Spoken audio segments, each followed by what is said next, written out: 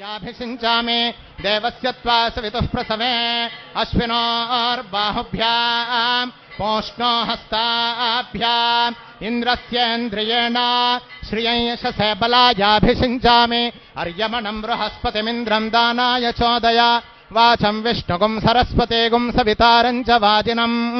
सोमगुं राजानं वरुणमग्निमन्वारभामहे आदित्यान् विष्णुगुं सौर्यं ब्रह्माणं च बृहस्पतिम् देवस्य त्वा वैश्वदेवो वा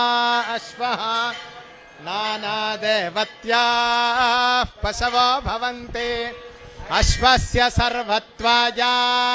नानारूपा भवन्ति तस्मान्नानारूपाः